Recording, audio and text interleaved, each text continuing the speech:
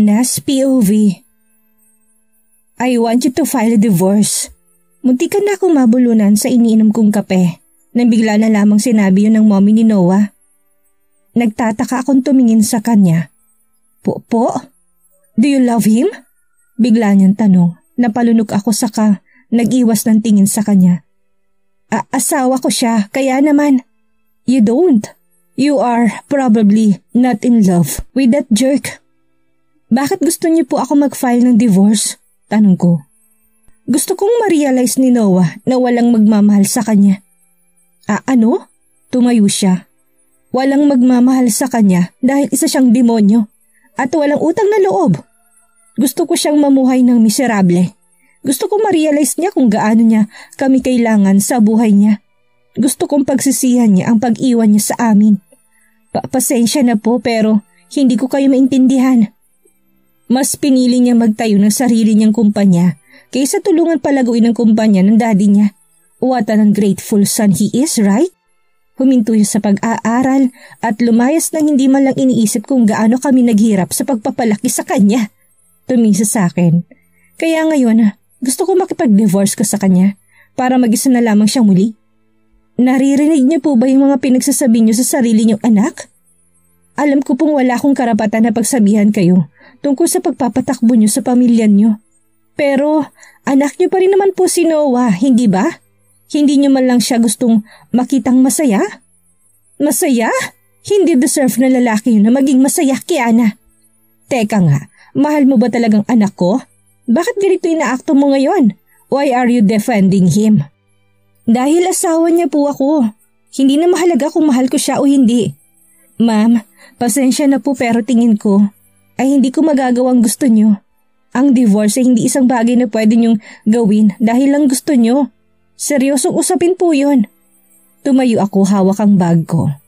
Salamat po sa kape, ma'am. It was nice to meet you.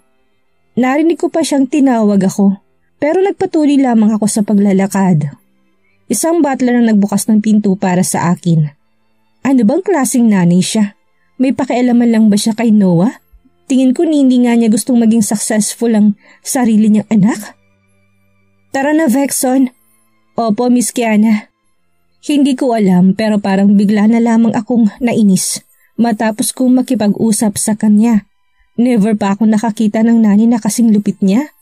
Ngayon, naintindihan ko na kung bakit ganun na lamang ang galit ni Noah sa kanila. Sinabi ni Noah na hindi nila siya tinrato bilang parte ng pamilya nila. So paano nila naaatim na utusan siyang sundin ang gusto nila? Vexon, Miss Kiana, kilala mo bang mga magulang ni Noah? Binagalan ni Vexon ang paglalakad sa tumingin sa akin. Opo, nasabi ko na kinupkup nila ako noong bata pa ako, hindi ba? Mabait sina Mr. and Mrs. Escobar sa akin noon. Kung mabait sila, bakit gano'n nila tratuhin ang sarili nilang anak? Bakit kung tratuhin nila si Noah ay parang hindi nila siya anak? Tingin ko, hindi po akong tamang tao para sagutin ang tanong niyo. Bumuntong hininga ako. Alam mo ba, sinabihan niya ako makipag-divorce kay Noah at alam mo kung anong dahilan niya? Dahil sinuway daw sila ni Noah na sabihan nila siya na iwanan ng business niya at magtrabaho para sa kanila. I mean, hindi ba dapat na maging masaya na lamang sila para kay Noah? Kaya po kailangan din nating intindihin si boss. Parang napakakomplikado ng pamilya nila. Tingin ko napakaraming nilang issue. Aalis na sana kami ng mansyon nila nang bigla na lamang may tumawag ng pangalan ko. Kiana? Marinig ko pa lamang ang pamilyar na boses na yon ay kaagad nang bumilis ang tibok ng puso ko. Lumingon ako roon at kaagad na nanlaki ang mga mata ko nang ma-realize kong tama nga ako. Julius? Isang ngiti ang otomatikong gumuhit sa mga labi niya habang naglalakad siya palapit sa akin. Sabi ko na nga ba at ikaw yan? Anong ginagawa mo dito, Kiana? Ikaw ang dapat tinatanong ko niyan.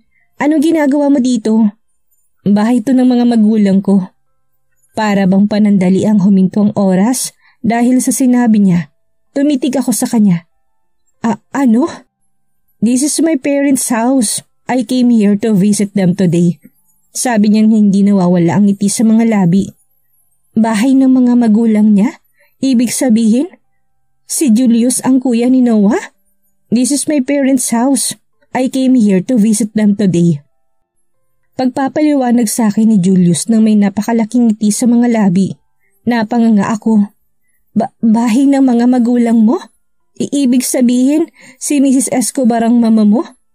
Oo, ganun na nga. Oh my God, naibulong ko. Ikaw ba kaya na? Ano nga palang ginagawa mo rito? Bigla niyang tanong sa akin. Tumingin naman ako sa kanya. Actually, Julius! Bigla-bigla na lamang lumabas si Mrs. Escobar. Mula sa loob ng mansyon sa kapatakbong, lumapit kay Julius saka ito binigyan ng isang napakahigpit na yakap. Oh my God, Julius! I missed you so much. I miss you too, Mommy. Nakatingin lamang ako sa kanilang dalawa habang magkayakap. Mukhang close sila sa isa't isa. Gutom ka na ba?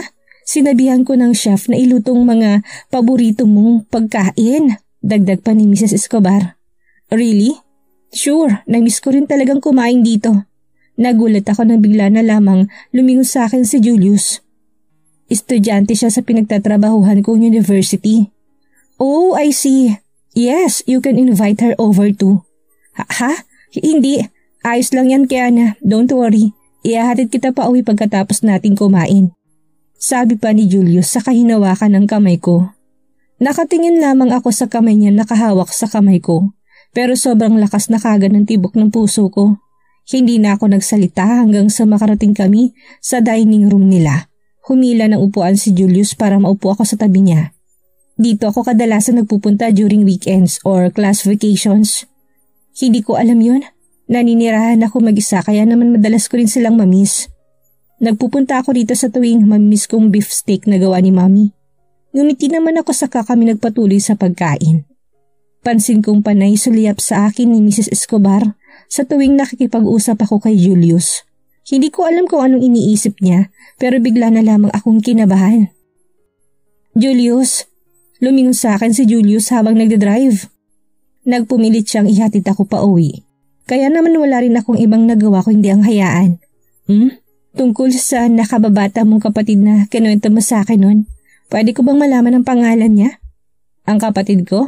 Noah ang pangalan niya. Madalas ko rin siyang tawaging N. Ngayon ko lang na-realize, nagulat si Noah nang tawagin ko siyang N dati. Malamang naalala niyang kuya niya dahil doon. Bakit mo naitanong? Ha? Wala naman. Curious lang ako. Siguro kamukhang kamukha mo rin siya. May nasilip akong ngiti sa mukha niya. Actually, madalas magtaka mga tao kung magkapatid ba talaga kaming dalawa dahil hindi naman kami magkamukha. Di hamak na mas gwapo sa akin si Noah. Mas sikat din siya sa mga babae sa university namin dati. Talaga? Pero sikat ka rin naman sa mga babae sa university natin ngayon kahit na hindi ka na estudyante doon. Sikat lang naman ako kapag may sakit sila. Oo nga pala, Julius. Tingin ko close ka sa mga magulang mo, lalo na sa mommy mo. Oo, ako nga ang favorite son niya. Ilang beses niya na sinabi yun sa amin dati. Matagal na raw niyang pangarap ang magkaroon ng anak na doktor. Kaya naman sinabihan niya ako mag-take ng medicine. Ibig sabihin, siya ang nagsabi sa'yo na mag-doktor? Hindi yun ang personal choice mo? Umiling-iling siya. Noong una, napilitan lang din talaga akong gawin yun kahit na gusto ko talagang mag-iisang pilot. Pero habang tumatagal at mas marami akong nalalaman tungkol sa medicine, minahal ko na din to. Gusto ni Mami na mag-doktor kami o hindi naman kayo maging businessman dahil yun ang trabaho ng grandparents namin. Gusto niya ipagpatuloy namin ang nasimulan nila. Kaya kahit na hindi mo talaga gustong gawin, mapipilitan ka na lang dahil gusto yun ang gawin para sa kanila. Ako ang mas matanda, that is why I wanted to succeed our family. Sandali ako napatitig sa kanya. Medyo matagal ko nang kilala si Julius. Pero ngayon ko palang na-realize na marami pala akong hindi alam tungkol sa kanya. Oo nga pala, Kiana. Pwede ko bang malaman kung bakit ka umalis sa infirmary? Ang sabi mo hindi magandang pakiramdam mo. Kaya nagulat ako nang hindi na kita nakita doon pagbalik ko. Naging okay naman na yung pakiramdam ko nung makapagpahinga. Kaya nakapagdesisyonan ko nang umalis. Nakalimutan ko lang nasabihin sa'yo. Tumango siya. Ganun ba? Buong akala ko kasi nagalit ka sa akin. Para kasing iniwasan mo ko noong dinala mo yung mga papel sa infirmary. Hindi ako galit sa'yo. Sorry kung ganun yung naramdaman mo. Hindi mo kailangan mag-sorry. Basta't nalaman ko lang na hindi ka galit sa akin, ayos na ako. Tugon niya sa akin at ngumiti. Bakit kailangan siya pang maging kapatid ni Noah sa lahat ng tao? Hindi ako nagagalit sa'yo, Julius. Thank you, Kiana. Pinagbuksan niya ako ng pinto ng kotse niya na makarating na kami sa tapat ng gate ng mansyon ni Noah. Hindi niya naman alam na dito nakatira si Noah, kaya ayos lang. Kailangan ko lang makatiyak na hindi sila makikitang dalawa. Papasok na ako sa loob. Okay, see you tomorrow, Kiana. See you tomorrow. Sad ko sa kapapasok na sana sa loob ng gate pero bigla niya ulit akong tinawag. Halatang nag-aalangan pa siyang sabihin noong una pero nagsalita rin siya matapos yon. Pwede ba katang ayaing sumama sa akin bukas? Nalalaki ang mga mata akong tumingin sa kanya. Ha? Tingin ko kasi medyo matagal na rin mula noong huli tayong lumabas na dalawa. Pwede mo ring isama si Krizami kung gusto mo. Sure. Thanks good night. Ngumiti ako sa kanya. Good night. Where have you been? Halos mapatalon ako sa gulat na makita ko si Noah na nakaupo sa may kama pagkabukas ko sa pinto ng kwarto ko. Anong ginagawa mo dito sa kwarto ko? Waiting for you. Tumayo siya saka naglakad papalapit sa akin. You didn't answer any of my calls. Didn't I tell you to go home early? Are you really that bullheaded? Sorry. Hindi ko na malayan ng oras. Nagpunta lang ako sa mall kasamang best friend ko. Oh really? Oo. Oo nga pala, pupunta ako sa bahay ni Krizami bukas. Tutulungan ko siya magluto para sa birthday ng mama niya. Tumitig siya sa akin ng salubong ang mga kilay.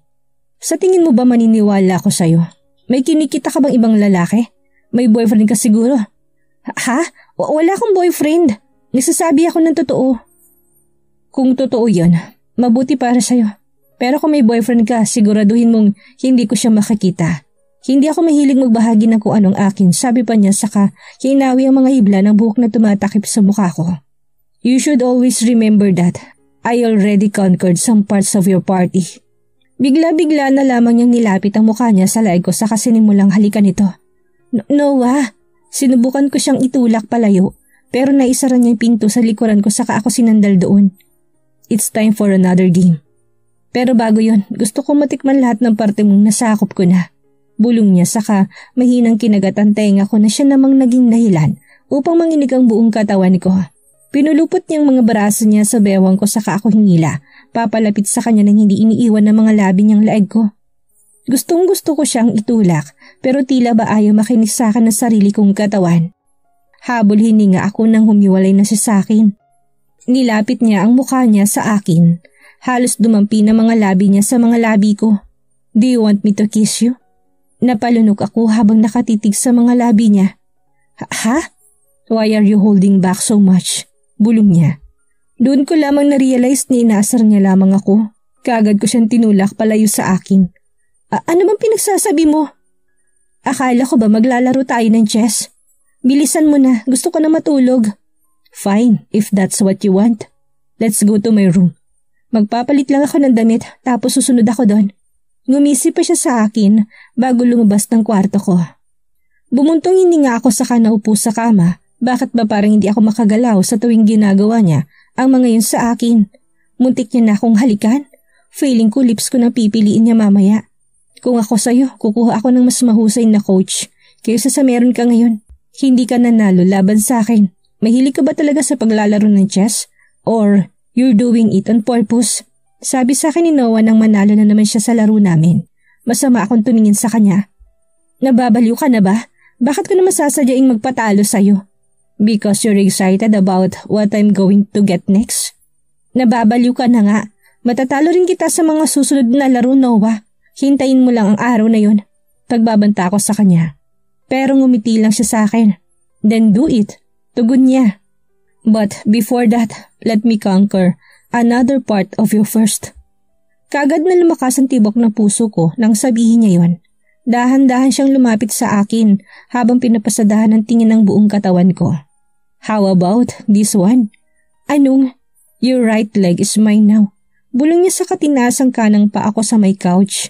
Kaya naman nawala ako sa balanse sa kanapahiga doon. Anong ginagawa mo? Your right leg is mine now. From your right toes up to your thigh. Sabi niya sa kadahan-daang hinila pataas ang pajama ko sa kanang paa ko. Hanggang sa maabot yun sa hita ko. Hinihila ko yun mula sa kanya pero masyadong mahigpit ang pagkakahawak niya. Nilapit niyang mukha niya doon, saka sinimulang halik-halikan yon. Pabigat na pabigat ang paghinga ko habang ang mga labi niya naglalakbay mula sa binti pataas sa hita ko. Mahigpit ako napakapit sa covering ng couch habang kinakagat ang ibabang labi ko upang maiwasan ang pag-ungol. Hindi ko dapat ipakita sa kanya na nag-e-enjoy ako sa kagaguhan niya. Tumingin siya sa akin habang ang mga labi niya nasa hita ko pa rin. You can moan if you want. Manahimik ka. Alright, lie to yourself even more and hold back. Bulong niya saka ngumisi sa akin. Ikaw lang ang nag-e-enjoy sa kalokohang ito, Noah. Nalaki ang mga mata ko nang mahina niyang kagatin ang hita ko. Tila baka kapusin ako sa hininga. Huwag kang uungol, Kiana. Huwag kang umungol kung hindi iisipin ni Noah na gusto mong ginagawa niya. Kiana. Kaagad ako napalingon na marinig kong boses ni Julius. Sobrang lakas na kaagad ng tibok ng puso ko. Makita ko pa lamang ang mukha niya. Suot niyang isang black turtleneck at black na pantalon, pati na rin ang round glasses niya. Ngayon na nakatingin ako sa kanya, napagtanto kong kamukha niya nga si Noah. Teka nga, paano naman napasok ang lalaki yun dito? Halos hawakan niya ng pinakaiingatan ko kagabi. Mabuti na lamang at naipaalala ko sa kanyang hita kung pagmamayari niya at hindi ang kaluluwa ko. Kailangan kong siguraduhin na hindi siya mananalo sa susunod na laro namin. Nasaan si Krisa May? Bumalik lamang ako sa ulirat nang tanungin ako ni Julius. Hindi ko alam. Hindi niya rin kasi sinasagot ang tawag ko. Siguro papunta na siya dito. Tumangon naman siya. Kung ganon, hintay na lang muna natin siya. Naupo siya sa upuan katapat ko. Etong unang beses na nakita katang hindi nakasuot ng uniform, bigla niyang komento. Ha? I think your dress suits you. Dagdag pa niya habang nakangiti sa akin. Tumingin ako sa kanya. Salamat. You know what, Kiana? Ano yun? I think you look even mature now. Ha? Bigla siyang nagikab habang nakatingin sa relo niya. Darating pa kaya si Krisa May? Susubukan ko ulit siyang tawagan. Sabi ko naman, saka ko kinuha ang phone mula sa bag ko. Dinayal ko muli ang number ni Krisa May, saka ko siya sinubukang tawagan. Pero hindi niya yung sinagot. Tatawagan ko na sana ulit siya pero bigla na lamang ako may natanggap na text message mula sa kanya. From Krisa May. Alam ko matagal mo nang hinihintay ang araw na to, Kiana. Kaya naman sige na't i-enjoy mo ng una mong date kasama si Dr. Torres. Tandaan mo, kailangan mo ikwento ang lahat ng mangyayari sa akin. Huwag mo rin kalimutang halikan siya bago kayo umuwi. Kaagad na namulang magkabilang pisngi ko nang mabasa kong message na yon mula kay Krisa May. Ang babaeng yun talaga kahit na kailan. Malapit na raw ba siya? Bigla namang tanong ni Julius. Binalik kong phone ko sa loob ng bag bago tumingin sa kanya. Masama raw yung pakaramdam niya kaya hindi siya makakasama sa atin. Ganun ba? Sinabihan mo ba siyang magpahinga at uminom ng gamot? Oo. Bumuntong hininga naman siya. Malamang nagkasakit siya dahil masyadong malakas ang ulan kahapon. Tingin ko rin. So mukhang wala na tayong ibang choice kung hindi ituloy yung plano natin ngayong araw. Pwede naman natin siyang bilhan ng kung ano bago tayo umuwi. Ngumiti ako. Okay. Anong movie ang gusto mong panoorin? Tanong sa akin ni Julius nang makarating na kami sa cinema. Tumingin naman ako sa listahan ng mga movie na pwede naming panoorin. Tingin ko magandang isang yun. So hilig mo palang manood ng rom-com movies? Oo, nahihiya akong ngumiti sa kanya. Pumasok na kami sa loob ng sinihan matapos namin bumili ng popcorn at inumin. Etong unang beses na manunod ako ng sine kasama si Julius. Matagal-tagal na rin mula nang makanood ako ng movie sa sinihan. Sabi ni Julius na makaupo na kami. Ha? Bakit naman? Wala kasi akong gaanong oras para magpunta sa mall. Wala nga rin akong time para mag-grocery para sa sarili ko. Natatawa niya sabi sa kainayos ang suot niyang salamin. Mabuti na lamang at may gumagawa nun para sa akin, kaya hindi ko na kailangan mag-alala. Bigla na lamang ako nakaramdam ng lungkot. Nag-iwas ako ng tingin mula sa kanya. Siyempre, ang girlfriend niyang gumagawa nun para sa kanya. Hayan, magsisimula ng palabas. Tila bata niya sabi habang nakaturo sa malaking screen. Oo. Wala kaming ibang ginawa ko hindi ang tumawa na magsimula ng movie. Panay ang sulyap ko kay Julius at hindi ko mapigilang mapangiti. Knowing na sobra siyang nag-i-enjoy. Masyado siyang focus sa movie habang ako naman ay focus sa kanya. Ang ganda ng movie, no? Tanong ni Julius sa akin habang naglalakad kami sa loob ng mall para maghanap ng restaurant na pwede naming kainan. Oo, nakakatawa. Tugon ko habang nakangiti. Palingalinga lamang ako sa paligid na bigla na lamang akong may nakitang isang malaking teddy bear statue na nakaupo sa may bandang gitna ng daan. Parehong bear din yon sa mall na pinuntahan namin ni Noah noon. Gusto mo bang magpa-picture katabi ng bear na yon? Biglang tanong sa akin ni Julius. Ha? Tara, mag-picture tayo katabi nun. Sabi niyang muli sa kahinawakan ng kamay ko tinila ako papalapit sa teddy bear na yon. Tumayo siya sa tabi ko sa kanya nilabas ang phone mula sa bulsa niya. Hindi ka makita sa camera, Kiana. Lumapit ka pa ng konti sa akin. Okay. Lumapit naman ako ng konti sa kanya. Hindi pa rin. Nagulat na lamang ako nang bigla niya akong inakbayan sa kanilapit pa sa kanya. Smile! Tila lalabas na sa dibdib kong puso ko sa sobrang lakas ng tibok nun. Naaamoy kong pabango ni Julius at nararamdaman ko rin ang init ng balat dahil sa braso niya sa balikat ko sa sobrang lapit niya sa akin. Tingnan mo! Pinakita niya sa akin ang mga litrato namin. Mukha akong personal maid mo. Natatawa ko pang sabi habang nakatingin sa mga yon. Umiling naman siya. Hindi totoo yan. Mas mukha nga akong bodyguard mo. Paano naman ako magkakaroon ng napakagwapong bodyguard? You're complimenting me too much. Nahihiya niya sabi. Magpapatuloy na sana ulit kami sa paghahanap ng kakainang restaurant na bigla na lamang may lumapit sa aming dalawang teenager na nakasuot pa ng uniform habang may hawak na kamera sa kamay nila. Excuse me, couple po ba kayo? Pwede po namin kayong kuhanan ng litrato? Tanong ng babaeng may maiksi at kulot na buhok. Sumuliap muna ako kay Julius bago muling tumingin sa kanila. I'm sorry pero hindi kasi kami. It's alright, go ahead. Pagpuputol sa akin ni Julius habang nakangiti sa kanila. Ano kayang malalaman ni Julius tungkol kay Kiana at Noah? Sino kayang babaeng muling magbabalik at tila may koneksyon kay Noah? Yan ang ating aalamin sa susunod nating kabanata.